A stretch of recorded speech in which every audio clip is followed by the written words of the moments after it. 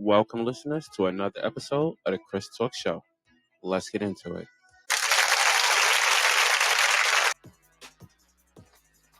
What's up, listeners? Welcome to another episode of the show. I am your host with the most, Chris Talks. All right, ladies and gentlemen, to all my listeners, let's get into our top topic for this episode, which is going to be a woman sentenced to prison after admitting to stealing rent from low-income tenants. All right, as always, I'm going to let Sarah report the story, and then I'm going to give you my view and my opinion at the end. All right, let's get into it. Here we go. Thank you, Chris. On January 10th, Shannon Caruso, a 48-year-old woman from Alabama, was sentenced to 14 months in federal prison after pleading guilty to stealing rent payments meant for government-assisted low-income housing. Caruso, who worked as a property manager for two separate government housing authorities providing affordable housing to low-income individuals, used her position to defraud renters in the area.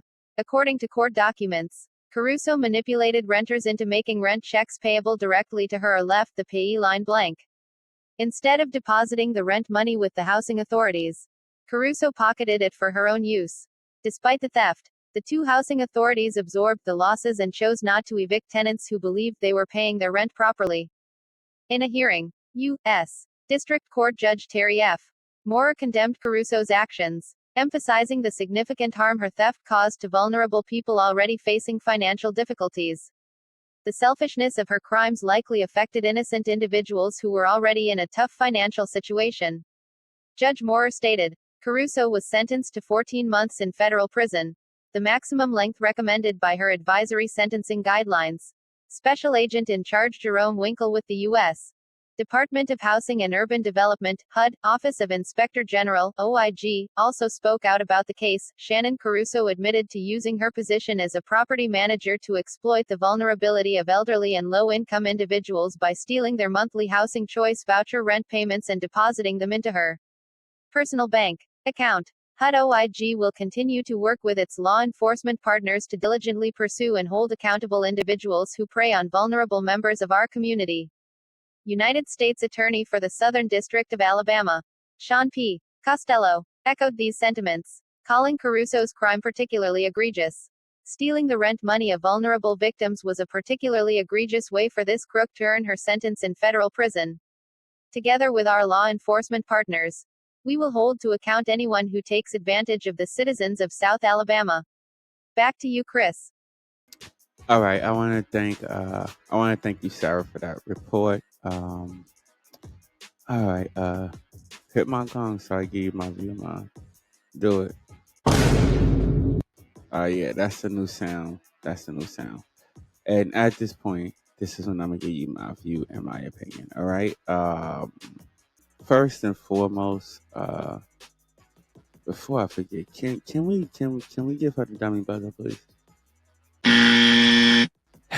Yes, this woman definitely deserves that. Stealing money from elderly people and low income tenants. Where was this? Oh yeah, this episode is going to bring us to Alabama. We also want to thank what is this? The World Around. All right, let's give them a round of applause real quick for giving us this report, giving us this story. But on the real, this is a disgrace. It's a real disgrace that somebody would do this. What is this? What is this woman? Is she? Can we pull up her picture, please? Let's see. I'm not sure if this is a melanin or a Caucasian thing or not. You know, because I mean, both type, both of them still. Let's see what this is. All right. Oh wow, she's old. She's like real old. But yeah, Caucasian style. Yeah, this is pretty messed up. You know what I'm saying? Pretty messed up. You know what I'm saying? I hope that in this situation, even though she's doing the 14 months, Because that's what she doing. 14 months. I mean, come on. Bruh. That's not a lot of time. I think, in my opinion, for taking money. And how long was this woman? This woman was doing this for a while. So to me, 14 months is not good enough unless they have some type of way of getting a well, wait a minute. It said that they didn't kick the tenants out, the ones that they believe that were paying uh their rent on time. But how do you decide who was paying their rent on time? Because you could have some people that's paying their rent on time for like 6 months, and then they go through some hardship for like 3 months, and they might be late on their rent.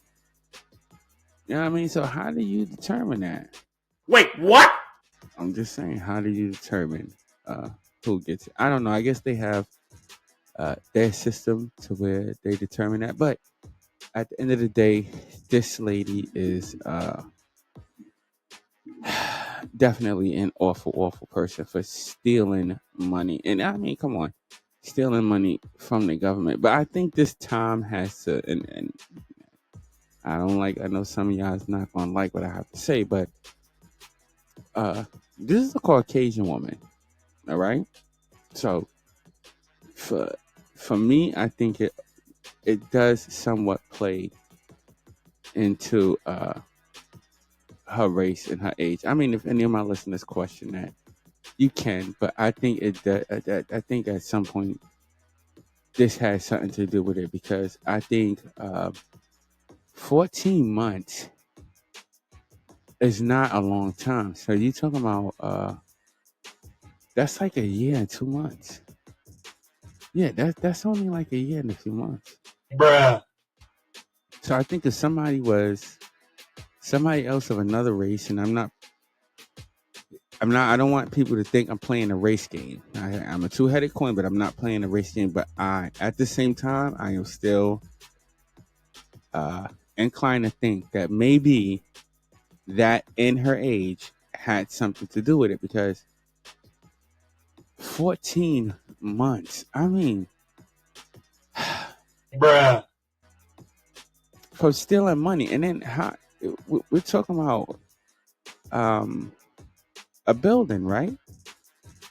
We're at least talking about a building, so you have to think how many apartments are in uh, how many apartments are in these buildings, okay, and then how much of the rent is being paid, because I had no idea, and I'm gonna be serious. I had no idea that the landlords get checks. Bruh. I thought it automatically went to their account. Bruh. Like I thought it automatically went to um, the account. You know, like when you set up an account, like when you have your phone bill. Okay, so you want to phone every month to just the bill will automatically be drawn from your account. So you set up like an auto pay or something like that. You know what I mean? So I assume that all Section 8 or HUD um, owned or financed buildings. That's how that went. Bruh. I wasn't aware. Well, I also wasn't aware. Yeah, I did. I also wasn't aware that they had HUD uh, in this area as well. Bruh. I was not aware. I don't know. I mean, because I think it, to me it was like you would assume that a lot of major cities had them, but other than that, you know, other than that, I don't think that they would. I don't think, like, I don't know, like the country places. I don't know, because it's much cheaper to live there. We in New York, so it's, to us, everything is cheaper to live at. So yeah, everywhere else is cheaper to live than New York City.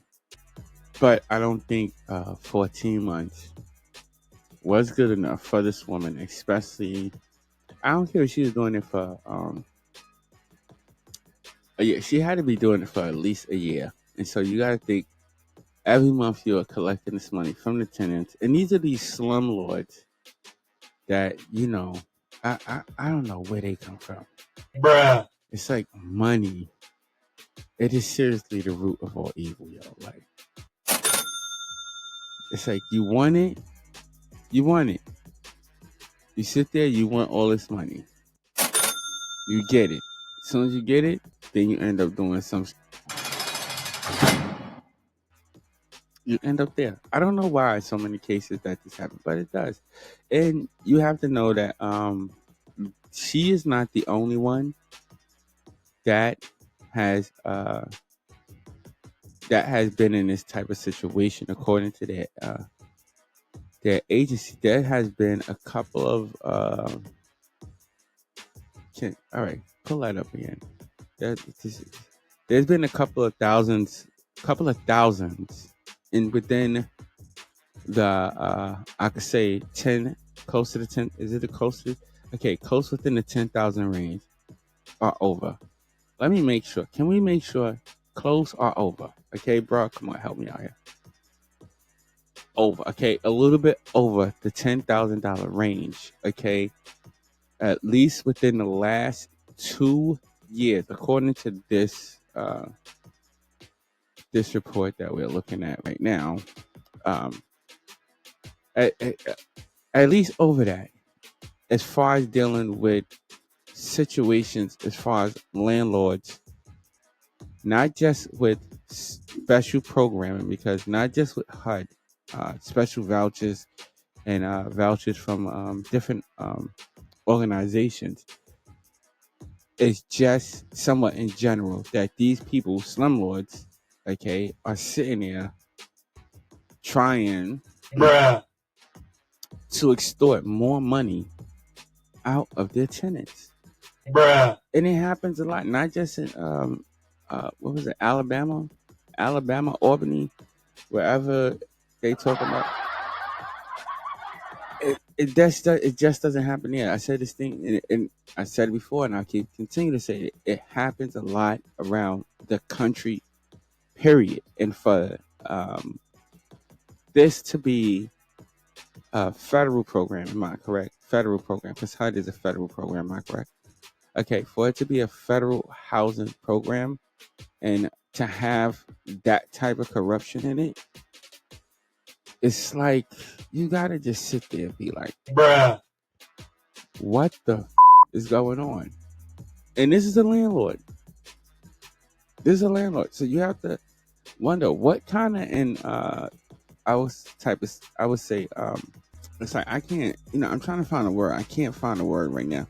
But what do they go through during this application? What do they have to fill out to become like to help HUD? I guess we could say it like that, to help HUD. Bruh. Don't do that to me.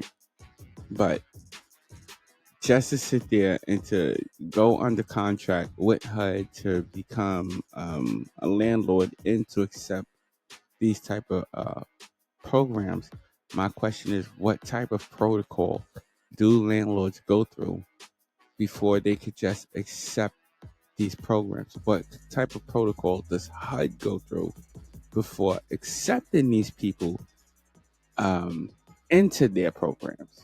Bruh. Like, is it just a piece of paper that you just bring from whatever your local social services office or whatever, and they just fill it out, and suddenly they have tenants and crap? Like, Bruh. I don't know what's the procedure with that. I don't know. You have a house, right? Can you become okay, yeah, well, I don't know. Well, you could become a landlord because you have a basement. You just hook it up, straighten it up a little bit, and you could become a landlord. You know what I'm saying? Go ahead and get it. Get that dollar. You know what I'm saying? Bruh. Just saying. You could do it, Ed, if you want to. If you really want to, you could do it. But back to the story. Yeah, I don't think this is proper. I think she should have got way more time than just this. Do we have any comments on that? No comments on that. Because I would love to have read some of the comments of what people thought if this was fair. Because I think if this was a male, all right, if this was a man, he would not be getting 14 months. You see more like 36 or 48. bruh, That's what you'll see. You'll see some higher double digits. So I don't think that this was fair. I think that she should have done something more. Are they going to give her community service or something, like at least some community service? bruh, Something? Are they going? Is she going to get community service with this? what? She got to get something else with this, because just this. Now, else she has, if they make her pay back all of the money, also that she stole from the federal government. Yeah, you know what I'm saying? I would make her pay back every single penny, and I would make her pay back for the if I was the IRS, I would go after her and get her for all the taxes she didn't pay. And you know that's gonna be a lot, like for real. Bruh, That's gonna be a hella lot of money to pay. And that's my view, and that's my opinion on this particular topic. You know what I'm saying? She should I think she should get way more time. That was not enough at all. All right, listeners, y'all tell me what y'all think. Give me y'all view and y'all opinion on what you think this like. Do you think 14 months was enough? Do you think 14 months was enough? And then you got to think of this. How many apartments? Because they still, and every source that we looked up, they didn't say the number of tenants, but I'm thinking like, and they don't even show the building either. Oh, and one of them they did. Okay, but that wasn't a little building. So you got to think there's probably 5 apartments on each floor. So you got to think if each one of them is paying, okay, what is the average? I don't know. What would be the average rent down there? So you think each of them is paying about let's average it off because it's Alabama. So let's average it between 6 and 8. That's for a 1-bedroom, between 6 and 8. So if you got a 2, then you're paying a little bit over a G. So I mean, come on, think how much money she was pocketing, like for real. bruh, She was getting paid on the low. She was getting it. All right, that's my view, and that's my opinion on this. That she was getting it. All right, listeners, if you like this content and want to hear more of it, all right, hit that subscribe button, hit that like button, hit that notification button, and also hit that share button. We're trying to get up to our first. What are we gonna do? We're gonna try for 100. No, we're gonna go for 150. We're trying to get our first 150 subscribers. So to all my listeners, to all the people out there, help us to reach that goal. We really appreciate that. It's a little thing to you, but it's a big thing to us. All right. So we're asking everybody to come from all our other social media platforms, Facebook and Instagram. Come join us on YouTube to help us reach that first 150. We really appreciate it. Also, stay blessed and not stressed. Until next episode, ladies and gentlemen, I will see y'all later. Peace out.